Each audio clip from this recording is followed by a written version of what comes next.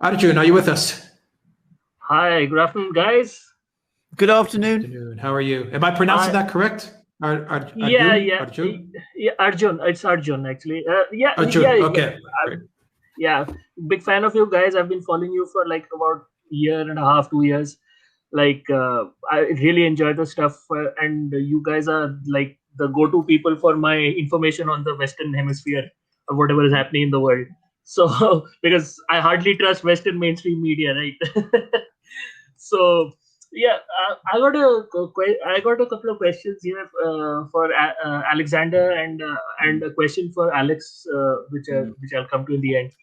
Uh, like uh, I'm studying at Kiel University in the UK, right? So and I lean Tory. So my question was like, um, when I came here, I was quite surprised with all the election hullabaloo that was going around, like post Brexit. Like there was a period of instability and all. Like when in last year's general election, sorry, not last year, 2019 general election, when the Labour Party was campaigning out here in Crewe, where I live. Um, uh, he- those guys, they sort of looked at us, looked at like POCs as sort of a vote bank. Like I remember a labor worker coming to my house, and sort of he rung the doorbell and I opened the door. The moment he looked at me, I could see the gears turning in his head. I knew what he was thinking. He was thinking like, this guy votes for us. So which for me was quite like offensive, right? Yeah. It's an offensive thought, right? Like how can you just look at me, look at this color of my skin and say, oh yeah, this guy votes for us?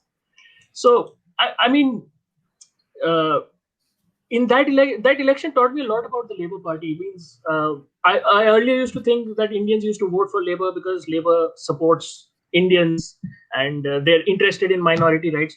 But since the coming of this progressive woke movement, I don't think, I mean, the left has the interests of minorities in the UK, or for that matter, anywhere else in the West. Well, So yeah, but once Boris came in, like there was a period of like stability. There was a period, but now it seems like there are people in the establishment who are just waiting to chew him out, right? Waiting for him to make a mistake. I mean, could you explain that in more detail? Like, what's happening? yeah. Can I just say first of all on the Labour Party and on its taking votes for granted and its extraordinarily patronising approach to many of the blocks of voters. You are absolutely right.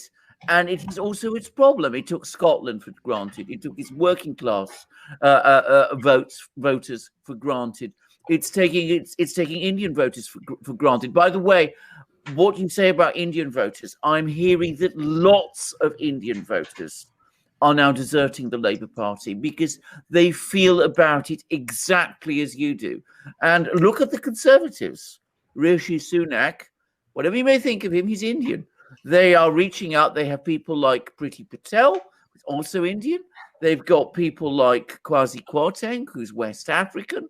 So they are not any longer the kind of party that the Labour Party could once easily categorise, the Conservatives, that's to say, as a sort of English white party.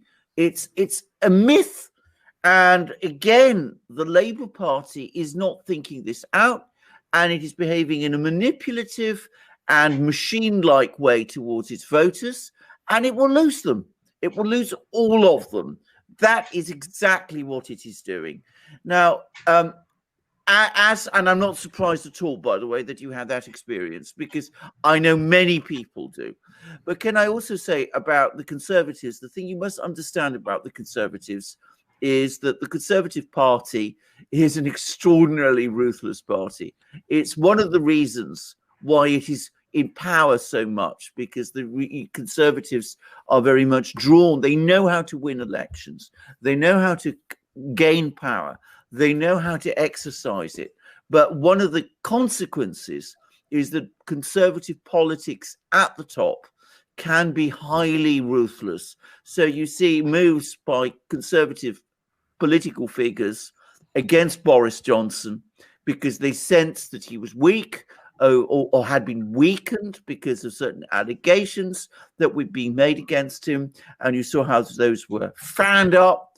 And that's the reality of conservative politics at the highest level. It's a bit of a shark pool. And if you sort of, have a little drop of blood on the water, the sharks will come and they'll feed. And you get a feeding frenzy. And it can be very, very ruthless and rather frightening to watch, but also very impressive. Because, as I said, it's a party that understands power and which is focused on it.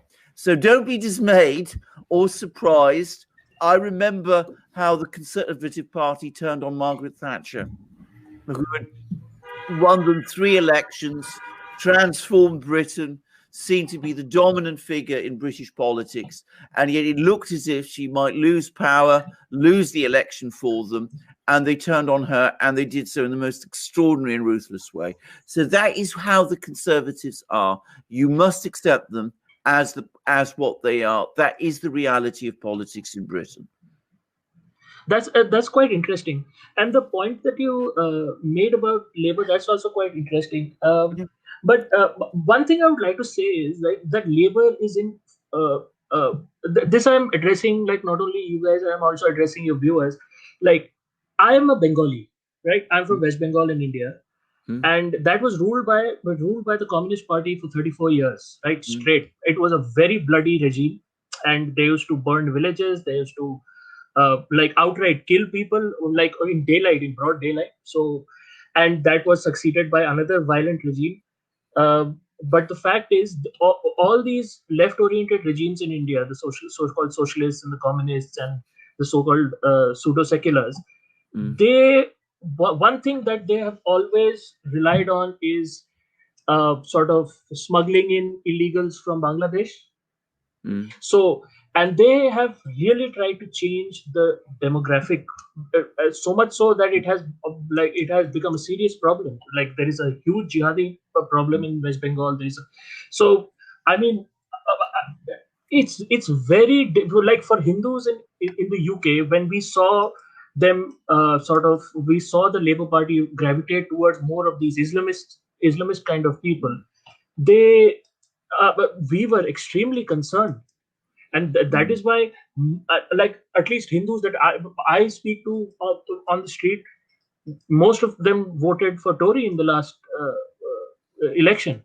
So, as long as Labour sort of fraternizes with these kind of, let's just say, questionable people, there is no, at least Hindus will keep moving away from Labour. So, absolutely. Yeah, I entirely agree with you. I can see that I've heard this said by many people, that the Indian community, which 30 years ago was very strongly pro-Labour, is that no longer. It is drifting away. It's drifting away, as many other communities in Britain are, as its working class base are, as the Scottish voters have done. And unless the Labour Party completely reconstitutes itself, which I have no belief it ever will, it's going to find eventually that every single part of its coalition has gone, except perhaps those people in North London who have the various, opinions about identities and things of that kind, which, as I said, belong more to San Francisco than they do to Britain. But you're absolutely right. That's the drift of events. That's the way things are going. By the way, Arjun, can I just say, the book I was reading, I don't know whether you can see it, but this is my reading last night. And your Can you read the title, Alexander? Because I don't know if it shows too well. It's the Bhagavad Gita, where Arjun is the great warrior who has the dialogue with Krishna. So, I'm I'm somebody who's always taken a great interest in Indian things. I appreciate that, and thanks for that. One last thing, I'd like to address this to Alex, if I can. Alex, Indians have felt a little hurt with Biden's behavior in regarding blocking of raw materials to for coronavirus vaccine.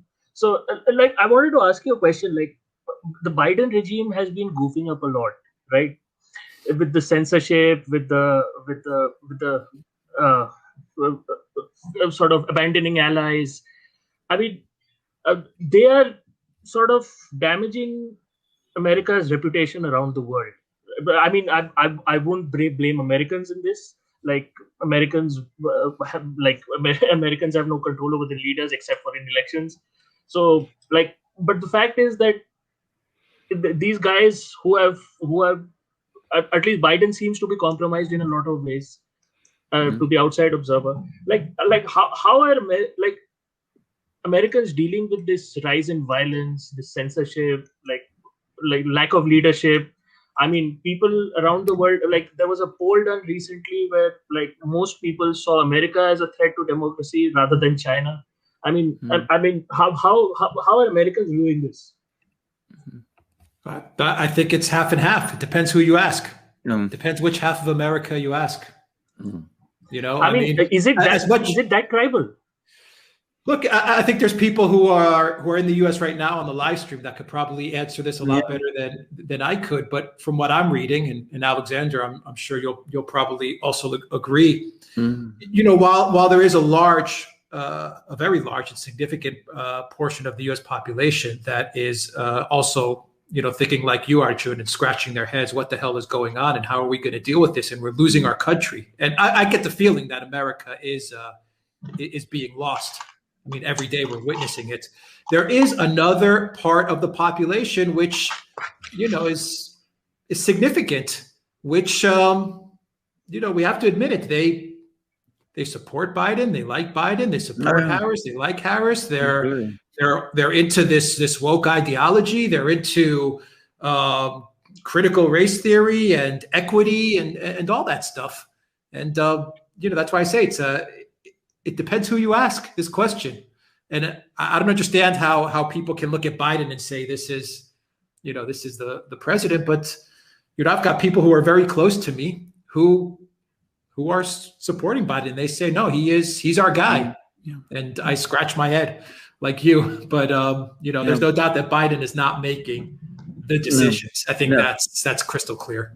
The one thing I would add to all of that, though, is this, which is that, of course, we've had opinion polls because we have the 100 days, which is a time when people look at these things. And bear in mind, opinion polls in the United States have been consistently skewed in his favor.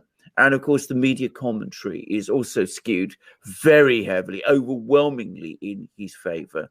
And yet his ratings turned out to be not very good.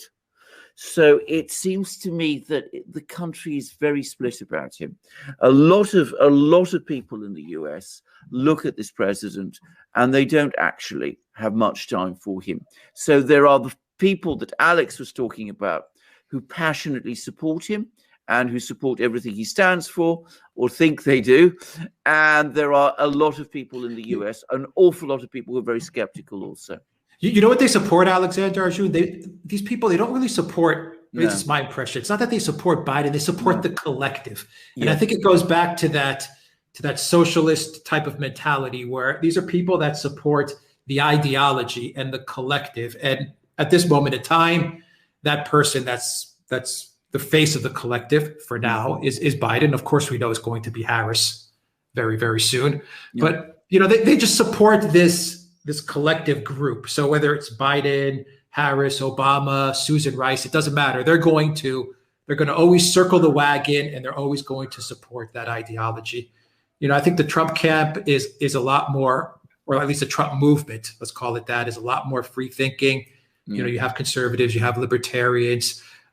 You know, we have a lot of things in common with progressives as far as you know, getting out of the foreign entanglements and all the wars as well. So, as well as free speech and things like that. So it's, you know, it is what it is, man. And we're going to have to hopefully get through this with Biden and Harris. But don't be surprised if they find a way to squeeze Harris in there for another 4 years. No. If that's the case, then we're in real big trouble. Yeah, you say that. That's quite an interesting point about like how the left has really taken over a lot of sort of cultural megaphones of society. They own everything. No, yeah, I hear other Indian people talk about this, like people who live in the US, and I'm seeing in the UK as well. Like in the early part of the 20th century, the conservatives were thought to be like the Christian conservatives, the orthodoxy, like they were like our way or the highway, right?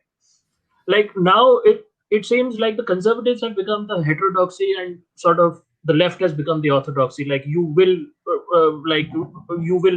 sort of abide by our speech laws. You cannot do this, you cannot do that. You have to accept this, like whatever 150 genders. Like, I mean, okay, but if the one thing that made the West proud of itself was its, say, democracy and its institutions. Now the left has sort of, at least to our eyes, it seems that the left has succeeded in subverting some of the best things about your countries, right? Like the things that you used to feel proud about. Like, and I feel I sort of resonate with that because the left has tried to do the same thing in India. So yeah, like Hindus abroad are probably the most sympathetic to the conservative plight right now than anybody else probably. Like, and yeah, I just wanted to say that. Yeah. Thanks, guys. Thanks for having me on. Thank you, Arjun. Absolutely. Thank you. Thank you, Arjun. Take care.